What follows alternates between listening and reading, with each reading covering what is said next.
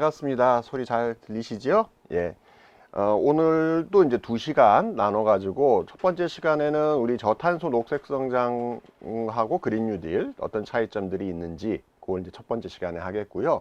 두 번째 시간은 국가 에너지 기본계획하고 전력수급 기본계획 이 두 개의 내용을 가지고 얘기를 해가 보겠습니다. 지난 시간에도 그 말씀을 드렸었는데 사실 첫 번째 거는 그래도 좀 들어보셨던 내용들이 많을 거고 두 번째 시간은 조금 어려우실 수도 있습니다. 하지만 뭐 그래도 좀 최대한 쉽게 풀어서 가보려고 하니까요. 특히 두 번째 시간에 있는 그 국가에너지 기본계획이나 전력수급 기본계획의 경우에는 처음 들어보는 용어들이 굉장히 많을 겁니다. 그래서 사실 전체 내용은 좀 분량이 많은데 주요한 용어들이나 나중에 조금 다시 읽어보실 만한 내용을 중심으로 해서 오늘 좀 간략하게 전체를 훑어본다는 느낌으로 진행을 좀 해보도록 하겠습니다. 자, 그럼 이제 파워포인트 보면서 얘기 시작하도록 하겠습니다.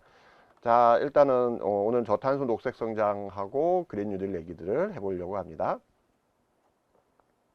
뭐 흐름은 이렇고요. 두 개를 중심으로 막 이렇게 하고 사실 좀 걱정스러운 것은 현재 그린 뉴딜 정책이 추진이 되고 있는데 많은 분들이 이런 생각을 많이 하실 겁니다. 두 개 차이가 뭔지에 대해서 궁금한 것도 있지만 결국 저탄소 녹색 성장처럼 그린 뉴딜이 변하지 않겠느냐. 저도 좀 그런 걱정스러운 눈길로 보고 있습니다. 그래서 이제 마지막 결론으로는 이게 저탄소 녹색 성장 시즌 2가 안 되려면 어떤 것들이 보강돼야 되는가 이런 부분들을 마지막 결론으로 해서 말씀드려 보도록 하겠습니다. 중간중간에 질문들 있으시면은 옆에 있는 채팅창에 남겨주시면은 좋을 것 같습니다.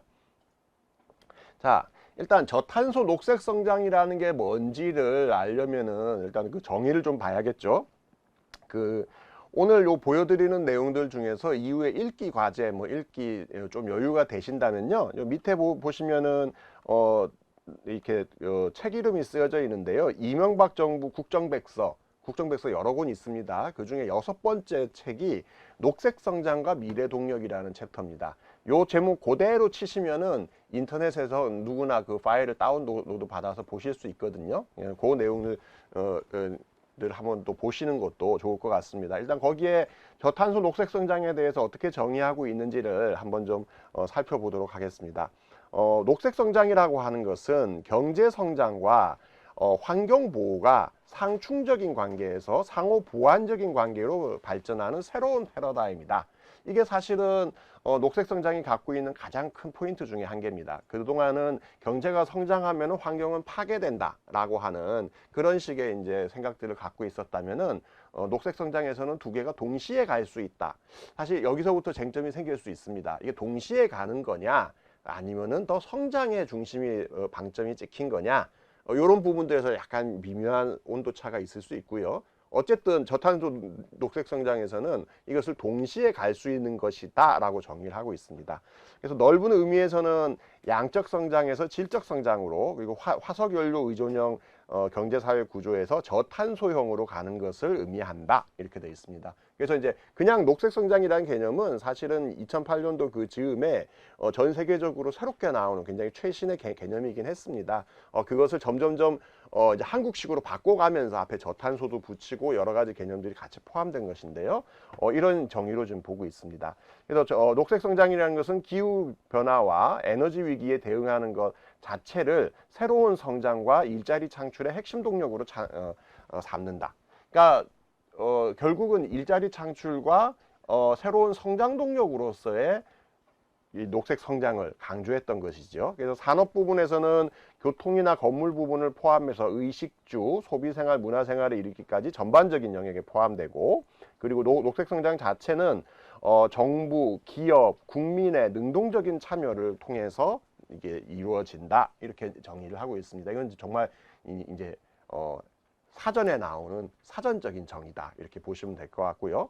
실제로 이 저탄소 녹색 성장이라는 것은 언제 발표가 되었느냐, 기억이 나신지 모르겠지만 2008년도입니다. 우리 당시에 이제 정부가 대한민국 정부가 이제 만들어진 지 60년이 됐다. 그래서 이제 이제 대한민국 정부 설립 60주년에도 굉장히 큰 규모의 행사들을 많이 했었는데요. 그때 광복절 축사로 저탄소 녹색 성장이라는 말을 처음 했습니다. 이게 굉장히 다른 거와 좀 다른 측면들이 있죠. 과거에는요, 기억나실지 모르겠지만은 남북관계 문제에서 광복절에 무언가 대통령이 발언하는 것들이 주로 남북 문제를 중심으로 해서 많이 있었습니다.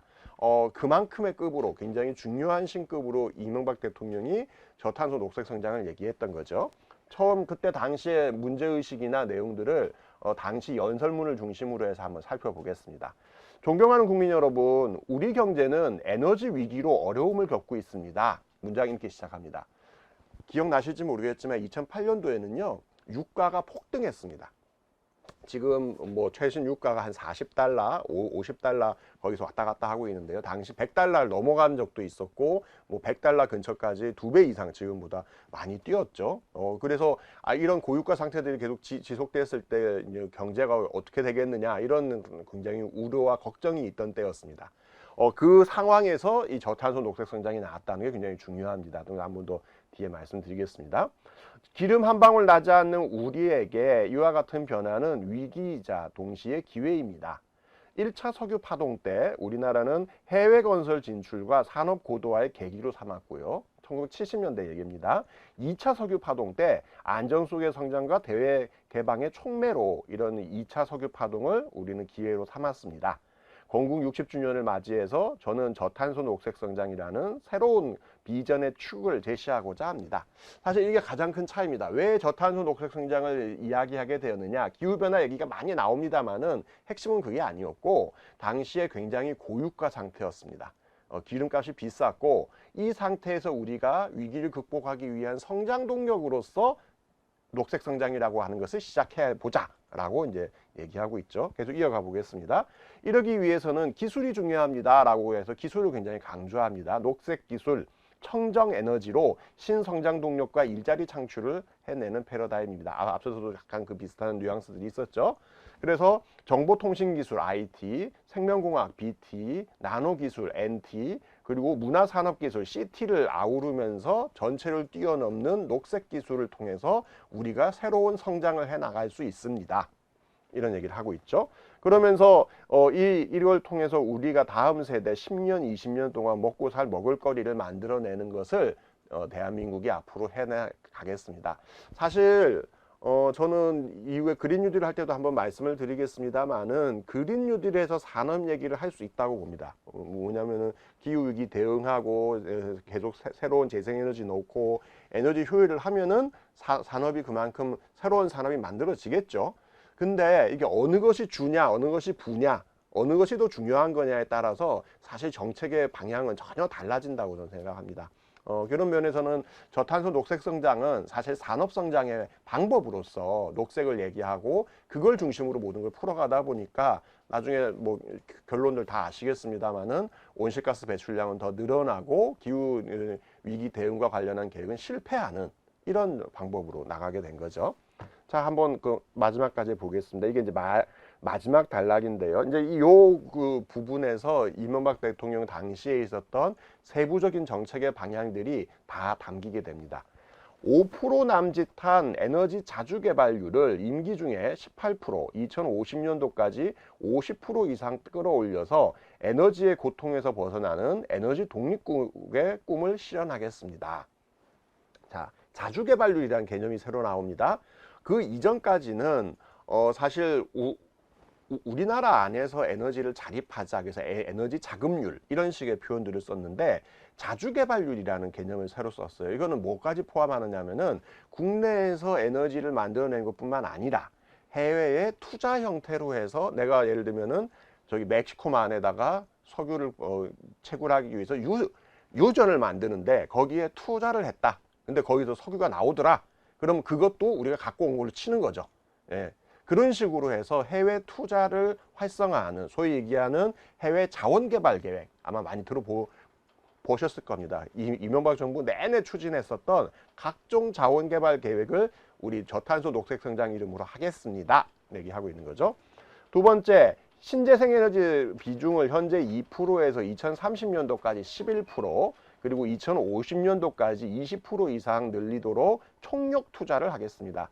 여기에서 이제 사용 비중은 전력이 아니라 전체 에너지 부분이라서 약간 숫자는 차이가 있습니다만은 어쨌든 신재생 에너지를 하겠다는 거죠. 여기서 또 주의할 점이 있습니다. 이 신재생 에너지라는 표현인 거죠. 신에너지와 재생에너지를 합쳐서 신재생에너지 두 가지를 같이 부르고 있습니다. 근데 일단은 신에너지에는 재생에너지가 아닌 것도 많이 포함되어 있습니다. 지난 시간에 말씀드린 것처럼 수소 같은 게 대표적입니다. 천연가스를 가지고 수소를 만들어내게 되면은 이거는 거기서 온실가스가 나옴에도 불구하고 신에너지라는 이름으로 신재생에너지 통계에 들어가죠. 또 하나, 지금은 빠졌습니다마는 이때까지만 하더라도 쓰레기를 태우거나 내지는 각종 비닐이나 폐타이어 같은 걸 태우는 그런 폐기물 에너지도 재생에너지에 포함이 됐습니다. 그래서 당시만 하더라도 전체 재생에너지 중에서 거의 절반 정도가 이런 그 폐타이어라든가 또는 이 실제 재생에너지, 우리 태양광이나 풍력하고 상관없는 애들이 통계에 마구마구 들어가 있었죠. 그래서 사실 해외 통계 자료에서 재생에너지 대한민국 몇 프로라고 얘기하는 거하고 한국 내에서 신재생에너지 몇 프로라고 하는 숫자가 안 맞는 일들이 몇 년째 반복됐습니다. 최근에야 이것이 조금 개선되었고요. 어쨌든 계속 이런 문제들이 있었다. 다음, 새만금을 비롯해서 국토 곳곳에 태양과 바람, 꽃과 바다 에너지가 만개할 수 있도록 하겠습니다. 최근 들어서 새만금에 풍력단지, 태양광단지, 여러 가지 재생에너지 단지를 만들고자 했던 그 계획이 사실은 이명박 정부 때 다 만들어졌던 겁니다. 그동안 시행이 되고 있지 않다가 최근 들어서 시행이 되고 있는 거죠. 그린홈 100만 호 프로젝트를 시행하겠습니다. 라는 내용이 또 같이 들어가 있습니다. 집에 여러 가지 재생에너지를 쓸 수 있도록 하는 그런 설비를 갖추는 이제 그런 계획인 거고요. 이거는 뭐 그 중에 일부는 뭐 미니 태양광 같은 경우도 있을 텐데 어쨌든 지금 현재 최근 얘기되고 있는 그린 리모델링, 집수리하는 거하고 같이 맞물려 보시면 될 것 같습니다. 그 다음, 친환경 고효율 그린카를 신성장 동력으로 만들겠습니다. 탄소 시대는 늦었지만 다가올 수소 시대에는 앞서 나가도록 하겠습니다. 큰 틀에서는 사실은 문재인 정부에서 얘기하고 있는 그린 뉴딜 정책이랑 크게 다르진 않습니다. 그래서 사실 더 걱정스러운 것이죠. 물론 에너지를 전환하기 위해서는 집수리라든가 또는 자동차를 친환경 자동차로 바꾸는 것이라든가 이런 정책들이 추진돼야 됩니다. 그건 뭐 지난번에 왜 그래야 되는지는 한번 설명을 드렸던 것 같아요. 큰 틀의 방향은 비슷할 수 있습니다만은 사실은 각각의 구체적인 내용들에서는 사실 조금 안 맞거나 또는 과거에 이제 저탄소 녹색 성장이 갖고 있었던 그 패러다임을 그대로 갖고 오는 것도 있다. 이거를 요번에 사실 좀 자세히 보시면 더 분명하게 나타날 것 같습니다. 자, 그러면은 넘어가 보겠습니다. 당시 저탄소 녹색 성장은 3대 목표를 잡았습니다. 이거는 박근혜 정부, 문재인 정부에 와서도 아직 녹색성장위원회가 있습니다. 그걸 이제 다시 바꾸니 어쩌니 얘기하고 있습니다만은 아직도 저탄소 녹색성장 계획이 있고요. 그걸 다시 다 갱신하고 있습니다. 요거는 이제 당시 이명박 정부 때 있었던 저탄소 녹색성장의 국가 전략 목표 3대 목표를 중심으로 해서 50대 실천 과제를 한번 나열해 본 겁니다. 한번 보시면 좋을 것 같은데요. 첫 번째 목표, 저탄소 에너지 효율을 고효율을 실현하는 사회, 이렇게 잡혀 있습니다. 그래서 10대 정책 과제로 효율적인 효율적인 온실가스 감축, 탈석유, 그리고 에너지 자립을 강화하자, 기후 변화와 관련해서 역량을 강화하자, 이렇게 돼 있습니다. 뭐 큰 틀에서는 뭐 좋은 얘기들이고 온실가스를 줄이기 위한 정책으로 다 필요한 것들이죠. 항상 악마는 디테일에 숨어 있습니다. 한 단계 더 내려가는 구체적인 계획을 보셔야겠죠. 자, 보시면 이런 게 있습니다. 탈석유 에너지 자립 강화에서 2-3 원자력 능력을 확충하자. 왜 이게 안 나오나 생각하시는 분들 많으셨을 거예요. 당시에 저탄소, 즉 탄소만 나오지 않는다면, 탄소가 덜 나온다면 핵발전도 굉장히 중요한 에너지원으로 생각했던 거고, 핵발전소를 더 많이 늘리자, 이런 계획들이 당시에 들어가 있던 거 아실 겁니다. 2-4 해외 자원 개발 보시는 거죠. 아까 이제 에너지 자주개발률 이런 표현들을 썼는데요. 근데 이게 사실 지분 투자로 가지고 에너지를 자립한다는 것이 굉장히 허황된 겁니다. 대표적으로 아까 제가 멕시코만에 이제 그 석유를 채굴하는 예를 들었는데 실제로 멕시코만에 우리나라가 가서 투자도 하고 그랬습니다.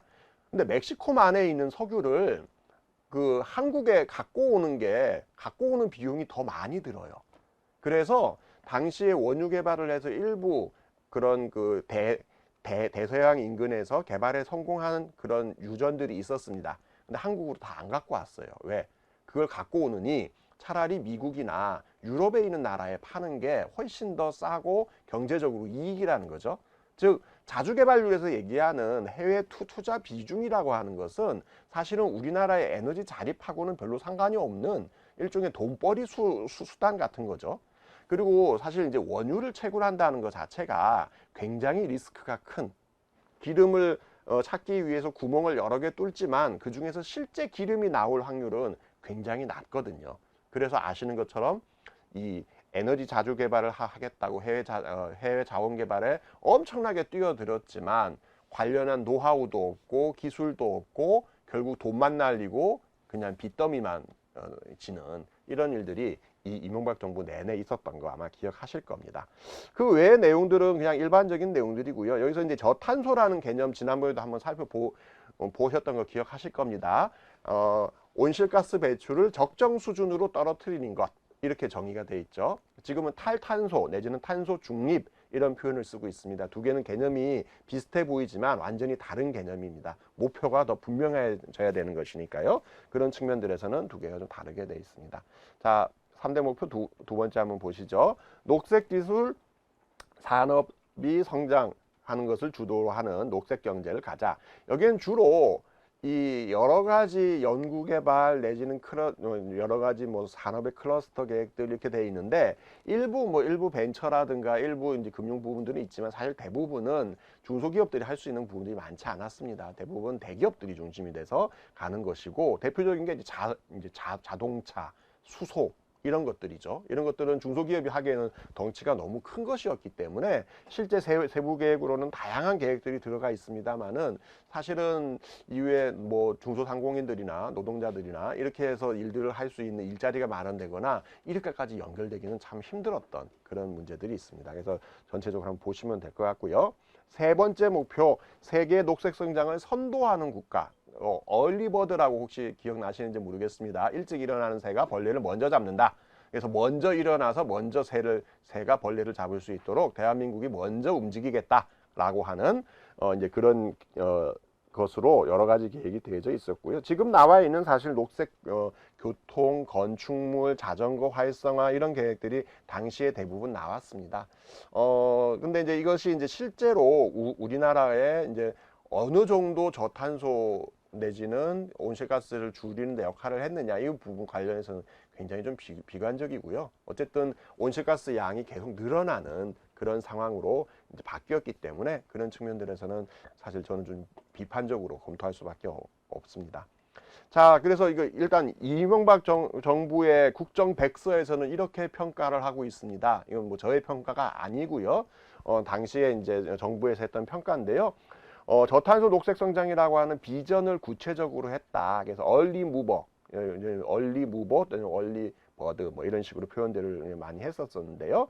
선도적인 역할들을 하는 것을 우리가 먼저 선언했고 저탄소 녹색 성장의 비전을 선포했고 저탄소 녹색 성장 위원회를 만들었고 각종 국가 계획을 세웠다. 그리고 온실가스 정보센터나 또는 글로벌 녹색 성장 연구소 뭐 이런 것들을 설립해서 적극적으로 우리는 지원을 했고 글로벌 녹색성장 연구소는 현재 송도에 그 본부가 있습니다. 이런 것들을 유치하는 데도 성공했다라고 이제 평가하고 있습니다. 근데 좀 사실 저는 당시에 저탄소 내지는 기후 위기라는 개념이 너무 애매하고 흐릿하게 들어갔다는 것이 평가문 중에 보면 이런 표현들이 있습니다. 보시면은 도시의 공기질이나 좋은 물의 비중이 좋아졌고 친환경 공간이 늘어나는 등 생활 환경도 크게 개선되었다. 그래서 미세먼지는 줄어들었고 4대강 유역의 오염이 되고 훼손됐던 하천의 복원도 이루어지고 있다. 아마 많은 분들은 저탄소 녹색 성장 그러면은 4대강 사업이 먼저 기억이 나실 겁니다.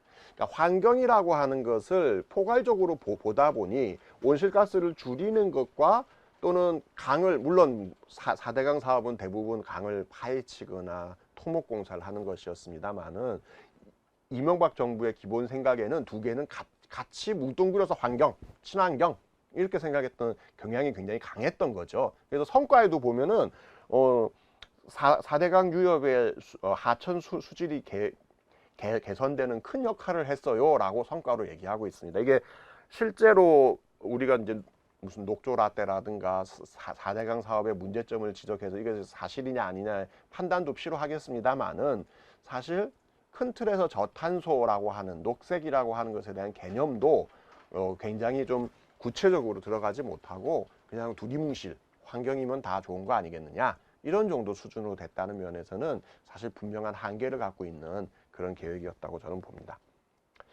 자, 이 당시에 이 저탄소 녹색 성장 나중에 두 번째 시간에 제가 구체적으로 이제 전력수급 계획하면서 다시 한번 말씀을 드릴 텐데요. 이 계획에 맞춰서 수립된 전력수급 기본계획이 제5차 전력수급 기본계획입니다. 이게 이제 당시에 이명박 정부가 갖고 있었던 기본적인 생각을 잘 보여주고 있는데요. 보시면 이렇게 되어 있습니다. 아까 이제 저탄소의 주요한 동력으로 핵발전을 쓰겠다라고 했던 게 들어가 있었는데요. 보시면은 2010년도 약 14만 기가와트 아워 정도였던 핵발전의 비중이 2024년도 29만 5천까지 2배 이상 늘어나는 것을 보실 수 있고요. 지금 이제 온실가스 배출 제일 많이 하는 거 석탄이다. 누구나 다 알고 있지 않습니까? 하지만 석탄 화력 발전소의 비중은 2010년도 19만 기가와트 아워에서 2024년 18만 8천으로 거의 변하지 않습니다. 그러니까 석탄이 거의 변하지 않은 상태에서 핵발전 양만 늘게 되는 2배 이상 늘게 되는 이런 이제 모양새를 보이는 거죠. 이건 여러 가지 이유가 있겠습니다만은 보시면은 2010년도와 2024년도에 전체 쓰는 전력의 양이 급증하는 것으로 되어 있습니다. 46만 기가와트 아워 정도로 당시에 쓰고 있었는데 2024년도에 60만 기가와트 아워로 이렇게 급증하다 보니 석탄도 어느 정도 노후를 교체하면서 신규가 들어가면서 전체 양은 석탄은 유지가 되고 핵발전은 2배 이상 늘고 그리고 사실은 이후에 저탄소로 가는 데 있어서 이제 앞으로 천연가스의 역할들이 굉장히 많아질 것인데요. 천연가스는 석탄에 비해서 온실가스 양이 훨씬 적기 때문에 중간에 브릿지로서 역할이 굉장히 중요합니다. 하지만 오히려 천연가스 LNG를 이용한 그 양은 줄어드는. 그러니까 전체적으로 뭔가 안 맞는 거죠. 그래서 저탄소라고 하면서 석탄은 안 줄이고 녹색이라고 하면서 핵발전은 늘리는 이런 정책이 어디 있느냐라고 이제 비판을 당시에 좀 했던 겁니다. 당시에 또 하나 좀 저는 굉장히 적극적으로 봐야 될 문제 중에 하나가 에너지 민주주의와 관련한 문제입니다. 요번 주 이제 24일이죠.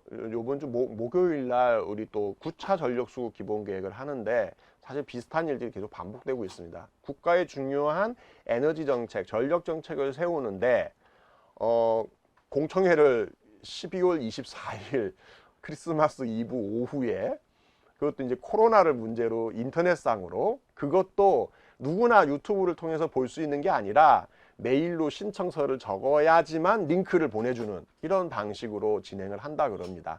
사실 이 모든 문제들은 과거 몇십 년 동안 계속 반복되어 왔던 거고요. 그 중에 대표적인 게 이 지금 사진에 나오는 이게 2010년도에 그 관련한 공청회 사진입니다. 보시면은 국가에너지 기본계획, 전력수급 기본계획, 천연가스 수급 기본계획 굉장히 굵직굵직한 계획들을 한꺼번에 모아가지고 퉁쳐서 2시간 만에 공청회를 하는 그런 일들이 당시에 있었습니다. 그러니까 즉 사실은 에너지원을 바꾸는 에너지 전환을 어떻게 할 것인가도 중요하지만 사실은 에너지 민주주의적인 차원에서 국민들에게 정보를 투명하게 공개하고 이걸 가지고 어떻게 할 것인지 의견 수렴하고 나가는 이런 절차들은 뭐 그때나 지금이나 굉장히 잘 안 되고 있는 것이지요.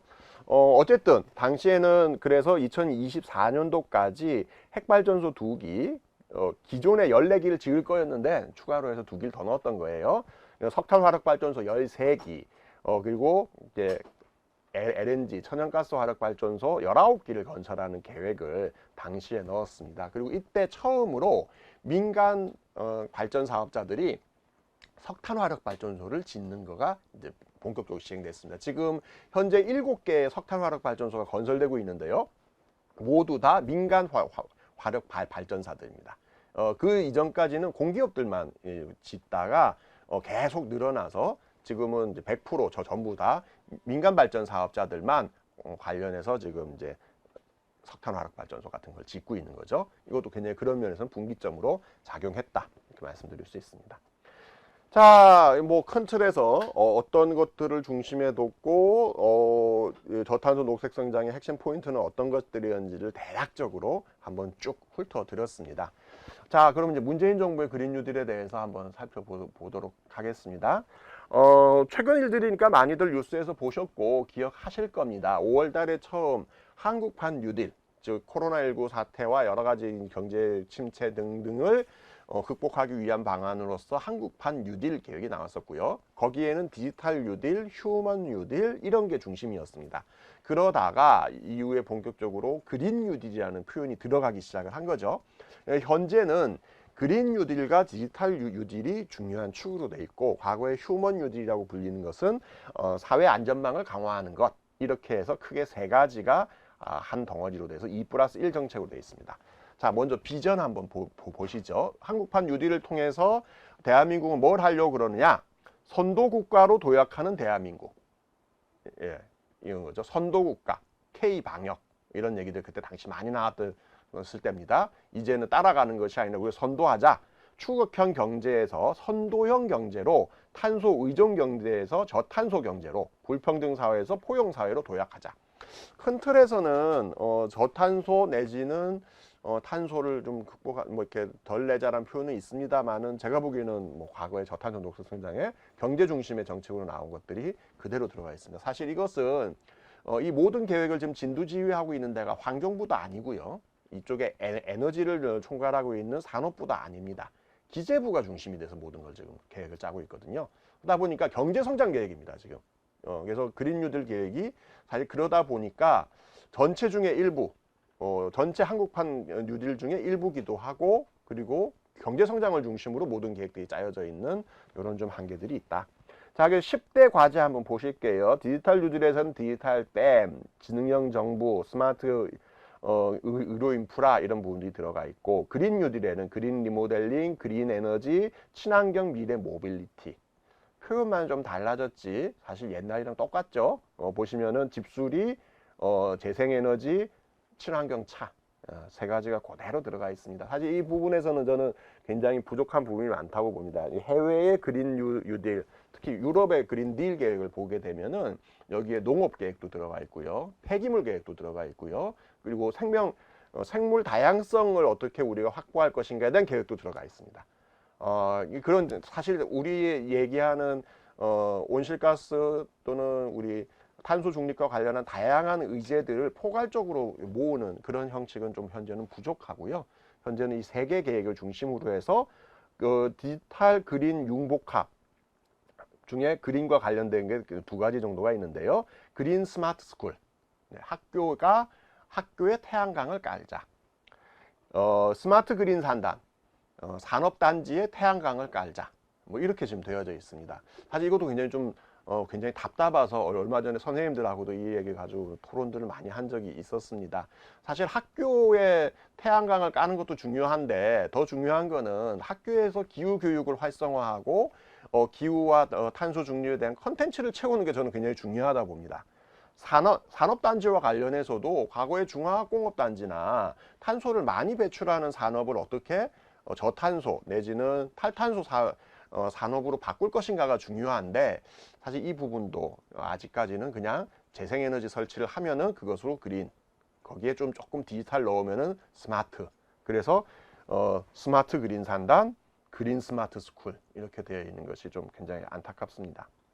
자, 세부 계획 보시면 좀 더 자세히 나옵니다. 전체 우리 한국판 뉴딜에는 다 합쳐서 약 30개 정도의 사업 계획이 있는데요. 그 중에서 이 그린 뉴딜 사업은 여기 제가 요 전체 중에서 작아서 좀 크게 확대해 놨습니다. 보시면 크게 세 가지 사업으로 돼 있습니다. 그린 뉴딜이라고 된 것 중에 도시 공간 생활의 인프라 녹색을 전환하는 사업, 그리고 저탄소 분산형 에너지를 확대하는 사업, 그리고 녹색 산업 혁신하고 생태계를 구축하는 사업 이렇게 되어 있습니다. 이게 사실은 구체적으로 비판도 많이 받았고 뭐 저희 뭐 관련해서 토론회도 많이 하고 발표도 많이 했었는데요. 개인적으로 세부 사업으로 들어가 보면은 아 이게 정말 그린 뉴딜 맞아? 뭐 이런 사업들이 굉장히 많습니다. 대표적인 게요. 보시면은 깨끗하고 안전한 물 관리 체계 구축. 예. 물 문제가 여기도 빠지지 않고 들어갑니다. 아까도 보셨죠? 저탄소 녹색성 회장의 주요 성과 뭐가 있을까요? 물 관리를 잘했다고 나온 것들 보셨을 겁니다. 아니, 물은 당연히 깨끗하게 관리를 해야겠죠. 예, 그리고 최근 들어서 뭐 오염된 물, 적수, 뭐 내지는 벌레가 나온다거나 이런 것들은 문제를 잡아야 될 겁니다. 근데 그것이 일반적인 환경 문제 내지는 물 문제 자체로서는 중요한 거겠지만은 지금의 탈탄소 사회에 탄소 중립을 하는 측면에서 과연 적절한 사업에 배치인 거냐? 이 부분에서는 논의가 필요한 거죠. 저는 아니라고 봅니다. 이걸 통해서 온실가스 줄일 수 있는 양도 적고요. 그리고 이게 이후에 뭐 친환경적인 사회를 만드는 거랑 어떤 관련이 있는 거냐 실제로 담당하시는 분들한테 물어봐도 사실 뚜렷하게 설명하는 걸 저는 본 적이 없습니다. 그리고 뒤에도 보면은 녹색 선도 유망 기업을 육성하거나 또는 녹색 산단을 만들거나 이런 좀 산업단지 관련한 계획들이 많이 들어가 있고요. 이건 뒤에 한 번 더 보여드리겠습니다. 그래서 현재 전체 중에서 보시면은 2020년부터 2025년까지 약 43조 원 정도의 비용이 들어가는 것으로 돼 있고요. 이것이 이제 각각의 파트별로 돼 있습니다. 그 중에 제일 많은 거는 뭐냐? 전기차, 수소차 보급 확대가 전체 43조 원 중에서 13조 원을 차지하고 있습니다. 뒤에 내년도 예산도 보시면은 실제로 그렇게 짜여져 있어요. 그러니까 여러 가지 사업이 필요합니다. 당연히 필요하겠습니다만은 결국은 자동차가 또 일자리를 만드는 데도 큰 역할을 하는 것도 맞습니다. 하지만 과연 전체 우리 에너지 측면들에서 봤을 때 전체 예산 중에 이렇게 많은 양을 여기다 쏟아붓는 것이 적절한 거냐? 저는 좀 다르게 봅니다. 이런 측면에서는 사실 오히려 더 재생에너지를 확대한다거나 기존의 산업 시스템을 바꾼다거나 또는 교통 시스템을 바꾼다거나 이런 것들이 같이 들어가줘야 되는데 현재는 대부분의 비용들이 전기차 보조금, 수소차 보조금. 결국은 어디냐? 대한민국에서 전기차와 수소차를 만들 수 있는 데는 대기업밖에 없는 거죠. 이런 문제점들에 대한 또 대비책들이 저는 굉장히 좀 부족한 거 아니냐 이렇게 봅니다. 자, 얼마 전에 내년도 예산 관련해서 분석하는 토론회를 한번 한 적이 있습니다. 그때 나왔던 발표 자료인데요. 우리나라 내년도 예산 전체 중에서 그린 뉴딜 사업으로 묶여진 게 202개 사업입니다. 그 중에서 가장 돈의 액수로 큰 거 21개 사업을 추려서 본 겁니다. 상위 21위까지 끊어본 거죠. 상위 21위까지의 전체의 예산이 보시면은 202개 사업이 다 합쳐서 약 8조 원 정도 되는데요. 그 중에 21개 끊었더니 5.7조, 약 6조 정도입니다. 그러니까 거의 단 거죠. 나머지는 진짜 규모 작은 사업입니다. 그 중에 제일 많은 게 뭐냐? 1조 쏟아붓는 사업이 전기자동차 보급 및 충전 인프라. 이 1조 들어갑니다. 전체 8조 사업 중에 1조가 전기차에 들어가고요. 두 번째 많은 사업이 뭐냐? 노후 상수도 정비입니다. 아까 물 안전한 공급한다 그랬었죠? 노후 상수도를 개량하면은 저탄소 사회가 만들어질까요? 이거는 다른 일반 예산에서 써도 충분히 될 건데 이게 두 번째로 많은 4,500억 들어가는 사업입니다. 세 번째가 뭐냐? 스마트 지방 상수도입니다. 역시 물이죠. 그래서 이 두 개 합치면은 약 9천억 정도 됩니다. 역시 물로만 계속 가고 있고요. 세 번째 수소 연료 전지차 보급 이게 4천억. 그러니까 결국은 전기차, 수소차 합친 게 전체 중에 제일 많은 거죠. 두 번째는 상하수도 사업 이렇게 되는 겁니다. 다섯 번째로 가야지 미세먼지 나옵니다. 근데 사실 미세먼지와 온실가스는 관련이 없는 건 아니지만 직접 관련은 좀 약합니다. 어쨌든 뭐 있고요. 그 다음에 노후 집수리, 노후 공공임대주택 그린 리모델링, 산업단지 지원, 자동차 배출가스 조기 폐차 이런 것들이 쭉 들어가 있는 겁니다. 그러니까 그런 면들에서는 사실은 구체적으로 그린 뉴딜 말은 많이 합니다만은 이게 진짜 그린 뉴딜 맞아? 이런 거에 대한 조금 더 비판적인 평가가 다각도로 이루어져야 되는 거 아니냐, 저는 그렇게 봅니다. 또 우리가 짚고 넘어가야 될 것은 그린 뉴딜 한다면서 이런 사업도 해? 이런 사업이 너무나 많다는 거죠. 그러니까 아까 얘기드렸던 그 그린 뉴딜 사업 자체에도 이건 그린 뉴딜이랑 상관없는 사업이 들어와 있고, 밖에 보면은 정말 그린 뉴딜에 배치되는 탄소 배출을 더 많이 하는 그런 종류의 사업들이 들어가 있습니다. 대표적인 게 도로 건설, 공항 건설, 또는 화석 연료에 대한 보조금 사업, 또 천연가스처럼 화석 연료를 이용한 수소 사업, 이런 게 잔뜩 들어가 있는 거죠. 그래서 지금 내년도 사업 내용에 보면은 공항을 새로 검토하거나 건설하는 것만 전체 6개 사업이 진행됩니다. 부산에 우리 가덕도 신공항 만들지 말지, 그리고 이제 새만금 공항, 울릉도 공항, 백령도 공항, 제주도의 제2공항, 이런 공항들을 마구마구 짓는 계획들이 같이 들어가는 거죠. 근데 이 공항은 아시다시피 비행기는 굉장히 많은 양의 온실가스를 배출하는 사업이고, 지금 코로나 국면 이후에 사실 있는 공항, 있는 항공사도 굉장히 힘든 상황인데 이런 것들을 계속 짓는 사업을 하고 있는 거죠. 두 번째는 화석 연료에 대한 보조금입니다. 이게 이후에 탄소세 논의나 나머지 논의에서 저는 한 번 더 세부적으로 짚어줘야 된다고 보는데요. 유가, 그러니까 화물차에 대해서 기름값을 보조해 주는 것을 매년 2조 원 이상씩 보조를 해주고 있습니다. 그리고 석탄에 대해서 국내 석탄을 지원하거나 또는 석탄 화력발전소에 들어가는 석탄의 면세를 한다거나 이런 방식을 통해서 화석 연료에 대한 보조금을 주고 있습니다. 이런 것도 저런 거 다 합치게 되면은 2조에서 3조 원 가까운 돈들이 나가고 있는 거죠. 또는 세금을 더 거둬야 되는데 면세라는 이름으로 세금을 안 거두는 특혜를 주고 있는 이런 일들이 벌어지고 있습니다. 이런 측면들에서도 사실은 우리의 정부 정책을 전체적으로 다시 한번 평가해서 과연 이 속에서 탄소를 줄일 수 있는 방법의 정책은 뭐가 돼야 되느냐, 이런 좀 세부적인 논의가 필요하다고 봅니다. 국민들의 인식 부분도 저는 굉장히 중요하다고 보는데요. 이거 왜 그러냐면은 저탄소 녹색성장 기본계획이나 또는 그린 뉴딜 계획에도 교육사업, 뭐 관련한 홍보사업 이런 게 잔뜩 들어가 있습니다. 그런데 안타까운 거는요, 이게 심도 깊게 안 들어가고 있는 거예요. 그러니까 지금 거의 모든 여론조사에서 기후위기가 심각하다고 생각하십니까? 그러면 다 예스. 그렇습니다. 아주 중요한 문제죠. 미래 세대를 위해서 꼭 풀어야 될 문제입니다. 라고 얘기합니다. 그런데 이게 지금 환경부에서 조사한 겁니다.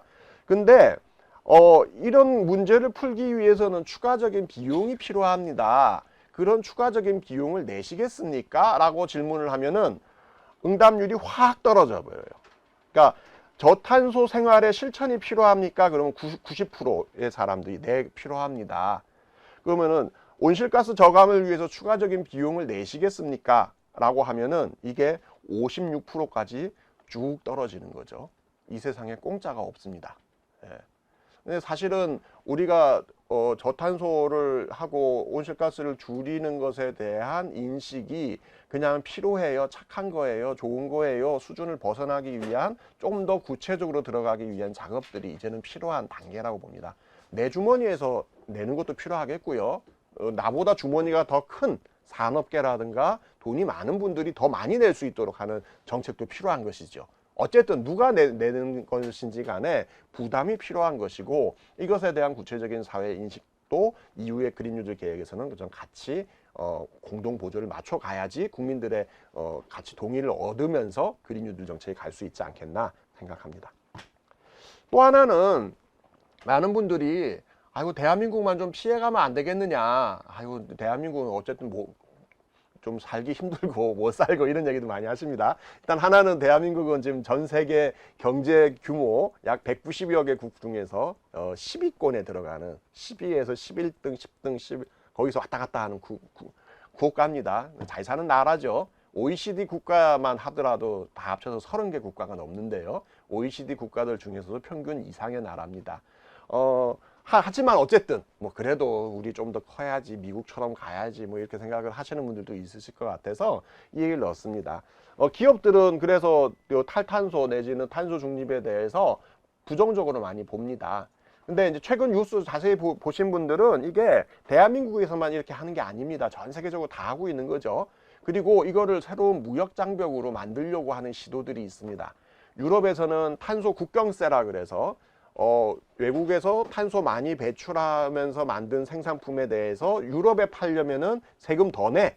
이런 정책을 지금 준비하고 있습니다. 하겠다고 이미 발표도 했고요.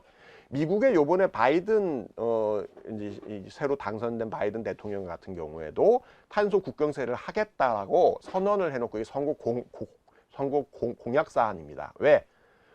해외 특히 중국 같은 나라들 탄소를 많이 배출하고 나온 나라에서 생산한 물건이 미국으로 수입되면은 자국 내 경제가 힘들어지는 거죠.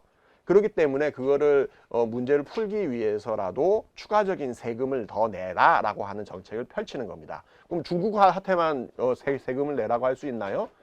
국제 무역 관계는 그런 게 아닌 거죠. 내면 다 같이 내야 되는 거죠. 그러니까 탄소를 많이 배출하는 생산품들을 미국에 수출하면은 그만큼 더 세금을 많이 내는 일들이 벌어질 거고, 이 얘기는 우리도 이제 바꾸지 않으면은 이제 무역으로 살기 힘든 그런 문제점들이 계속 반복되고 있다는 겁니다. 자, 이건 지난번에도 한번 보여드렸습니다. 앞으로 그래서 이제 핵심적인 그린 뉴딜 또는 이후에 탄소 중립 계획에서 핵심은 온실가스를 줄이는 게 절대절명의 과제입니다. 그걸 어떻게 줄일 것인가에 대한 계획이 이제 나와줘야 되는 거고, 현재까지는 그러지 못했습니다. 따라서 그린 뉴딜의 가장 첫 번째 목표는 저는 경제 성장이 아니라 탄소 배출을 줄이는 것이 돼야 된다고 봅니다. 그걸 하다 보면은 경제가 성장하거나 또는 관련한 산업이 새로운 산업이 나와서 새로운 산업 생태가 만들어질 겁니다. 그건 부수적으로 얻는 효과인 거죠. 근데 그것이 더 주요한 목표가 돼버리게 된다면은 과거에 저탄소 녹색 성장 때 했던 것처럼 온실가스를 줄이기는 고사하고 오히려 목표보다 더 많이 배출하는 그런 문제에 빠지게 될 거다. 저는 그게 저탄소 녹색 성장이 갖고 있는 우리에게 주는 가장 중요한 교훈이다. 말로만 저탄소를 외친다고 해서 탄소는 절대로 줄어들지 않는다 라는 부분입니다. 자, 결론입니다. 시즌2 저탄소 녹색 성장 시즌2가 안 되려면은 문재인 정부의 그린 뉴딜은 뭘 해야 될 거냐? 세부적인 계획이 필요합니다. 그러려면은 2050년도 제로, 뭐 당연히 이제 선언을 했으니까요. 이거는 뭐 이제 법제화도 해야 되겠고 더 공식화하는 노력이 필요하겠습니다만은 더 가까운 미래, 2030년도 더 가까운 미래, 내년, 또 1년 후, 3년 뒤, 이때까지 온실가스를 어떻게 줄일 것인지에 대한 계획이 나와주고, 그것을 하기 위해서는 뭐가 필요하냐, 이 계획이 필요합니다. 그러니까 많은 분들이 재생에너지 저탄소 얘기를 하면은 30년 뒤에 뭘 하는가, 그때 가서 새로운 기술이 나오지 않겠느냐. 근데 그렇게 생각하면은 온실가스를 줄일 수 없습니다. 그게 아니고요. 현재 있는 기술을 가지고 당장 내년도에 온실가스를 줄이려면 뭘 해야 되지? 2년 뒤, 3년 뒤에 온실가스를 줄이려면 뭘 해야 되지? 이 계획을 잡아야지 30년 뒤에 진짜로 온실가스가 제로가 될 수 있는 겁니다. 그런 측면들에서는 더 세부적으로 쪼개는 계획이 필요하겠고요. 그것은 에너지 계획에만 국한되지 않을 겁니다. 오늘은 다 일일이 말씀을 못 드리겠습니다만은 우리 농업 문제, 쓰레기 문제, 우리의 여러 가지 삶의 모습과 관련한 문제, 이런 것들을 다 근본적으로 바꾸지 않으면 안 되는 거죠. 그러려면 범부처적인 형태의 컨트롤 타워가 만들어지는 것이 맞다고 봅니다. 또 하나, 온실가스 그린 뉴딜에서 굉장히 중요한 거는 주체입니다. 가만히 있으면 누군가 다 해주겠지, 정부가 다 해주는 거 아니겠냐? 그렇게 할 수도 있습니다. 그냥 그러면 대기업들이 중심이 돼서, 왜냐면 돈이 된다 그러면 큰 기업들은 달라붙는 거거든요. 그렇게 해서 결론이 나오게 되겠죠. 저는 그렇게 돼서는 안 된다고 봅니다. 이 그린 뉴딜 탄소 중립은 사실 더 밑바닥에서부터 올라오는 요구에 맞춰서 계획이 집행되고 수립되고 만들어져야 된다. 그래서 저는 노동자, 농민, 중소상공인들이 오히려 이 그린 뉴딜의 중심에 서야 된다고 봅니다. 근데 현실은 좀 그렇지 않죠. 오히려 대기업들은 발빠르게 움직입니다. 내년도 현대차, 전기차 계획 엄청나게 내놓을 거고, 지금부터 서로 세일즈 하려고 막 난리가 났습니다. 근데 오히려 이 중심에 서야 될 사람들은 관심이 없거나, 아유 그거 뭐 되겠어, 이렇게 하는 거죠. 저는 그 틀을 깨야지만 제대로 된 형태의 그린 뉴딜로 나갈 수 있다고 봅니다.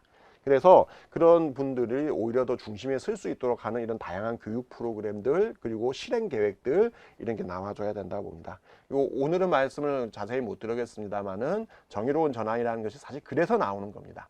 즉 온실가스를 줄여야 되니 석탄 화력 발전소에 있는 노동자들을 그냥 잘라버리고 어떻게 되든지 뭐 신경 안 쓸래가 아니라 그들이 오히려 중심이 돼서 온실가스를 어떻게 하면 줄일 수 있고 우리 일자리를 어떻게 다시 만들 수 있을 것인가에 대한 고민이 돼줘야 된다는 거죠. 정의로운 전환 계획은 그런 겁니다. 주는 것이 아니라 만들어가는 것이다. 그런 측면들에서는 이후에 이 그린 뉴딜 계획에서는 정의로운 전환의 기본적인 개념과 또는 그 실행 방법들이 자세히 정리돼야 된다고 봅니다. 자, 여기까지 딱 50분 제 준비한 시간 다 마쳤습니다. 감사합니다. 질문이 올라와 있네요. 네. 다국적 기업의 경우는 탄소세 부과가 어떻게 될까요? 필립스 공장의 경우에는 중국에 있다고 했을 때 중국에서 생산된 것이 유럽으로 갈 때 중국에만 부과되고 필립스 본사가 있는 네덜란드에는 책임을 벗어나는 걸까요? 아주 좋은 질문입니다. 굉장히 구체적인 질문인 거죠. 탄소세 형태로 해서 탄소 국경세가 만들어질 가능성이 굉장히 높다고 많은 사람들은 보고 있습니다. 중국이 이제 아직 본격적으로 탄소세 논의는 안 하고 있거든요. 근데 기본 개념은 그렇습니다. 필립스 중국 공장에서 만들었던 필립스가 아니라 중국에 있는 회사가 만들었던 어쨌든 국경을 넘는 순간 세금은 부과되는 겁니다. 국경을 넘는 순간 그 나라에서 탄소와 관련해서 탄소세를 냈다면 뭐 그것만큼 차감해 줄 수 있겠죠. 하지만 중국에서 탄소와 관련해서 충분하게 세금을 부과하지 않았다면 유럽으로 들어오는 순간 그만큼의 세금을 더 내는 겁니다. 뭐 그건 탄소 국경세 관련한 설계는 다양할 수 있겠는데 쉽게 말씀드리면은 그런 것인 거죠. 따라서 필립스가 만들든 뭐 중국에 있는 어떤 회사가 만들든 또는 대한민국에 있는 삼성전자가 만들든 그건 중요치 않습니다. 국경을 넘는 순간 기준을 가지고 정하게 되는 거죠. 아주 이제 세부적인 거는 더 나와 봐야 되는 거니까 현재 나오는 기본 개념은 그렇습니다. 두 번째, 2050년도까지 중립이 된다면 기후위기를 막을 수 있을까요? 그렇다면 매해 얼마나 감축을 해야 될까요? 탄소 예산이 7년 남았다는데 더 빨리 가야 되는 거 아닌가요? 뭐 이렇게 저는 이해가 되는데요. 예, 맞습니다. 예, 사실 최근에 언론이나 여론조사를 해보게 되면은 기후 문제에 관심이 많은 분들일수록 이미 늦은 거 아니냐 이런 좀 여론조사 결과 되게 많이 나오더라고요. 이미 그렇게 보시는 분들도 있습니다. 다 끝났다. 근데 사실 저는 그렇게 비관적으로 봐가지고는 아무 문제도 해결할 수 없다고 봅니다. 더 적극적으로 2050년도 탄소 중립이라고 이제 우리가 선언한 거지 않습니까? 북유럽 국가들이 이거를 40년, 35년으로 앞당겼거든요. 그러면은 우리나라도 이제 앞으로 이거를 더 앞당기기 위한 노력이 이제 늦었지만 지금부터 돼야 된다고 봅니다.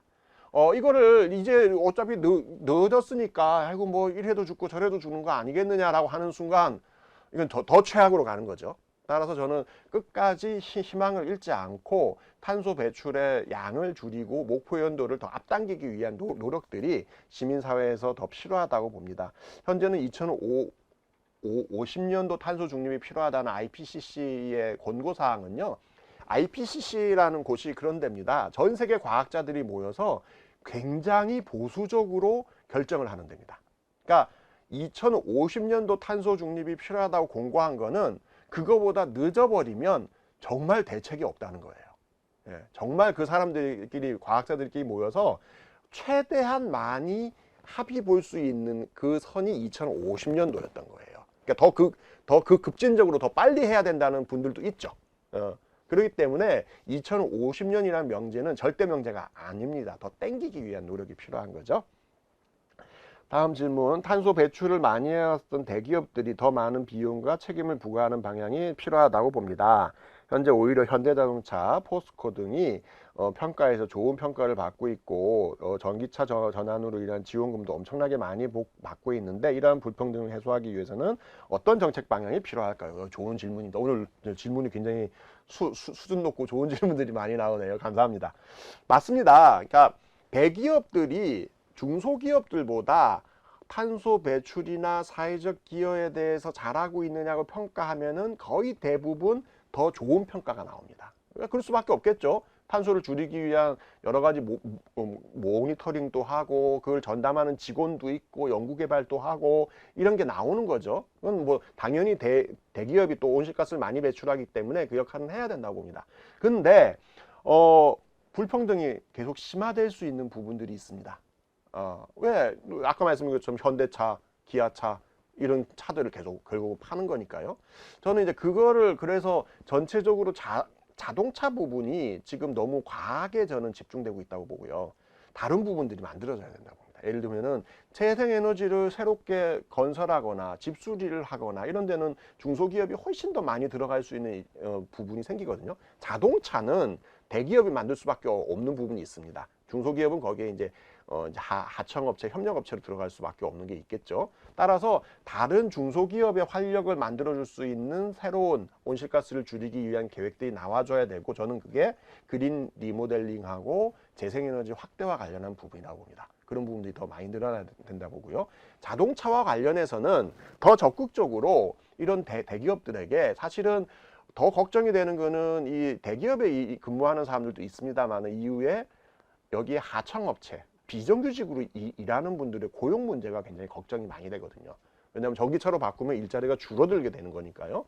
그런 측면들에서 저는 지금의 정책들이 조금 더 균형감 있게 만들어지는 것이 필요한 거 아니겠느냐. 그리고 불평등과 관련해서는 얼마 전에 제가 또 발표를 하나 했었는데요. 탄소세를 이용한 탄소 배당 정책을 또 제안하고 있습니다. 뭐냐면은 탄소세를 거두어서 사회적 약자들 또는 이게 전환이 필요한 분들 이런 분들의 집수리도 해드리고 여러 가지 단열 에너지 지원들을 통해서 사실은 에너지 빈곤층이 생기지 않도록 하는 계획들이 이 전체 탄소 중립 계획 안에도 같이 들어가야 된다는 거죠. 그런 측면들에서 불평등을 해소하는 것들이 그린 뉴딜 계획에도 포함돼야 된다고 봅니다.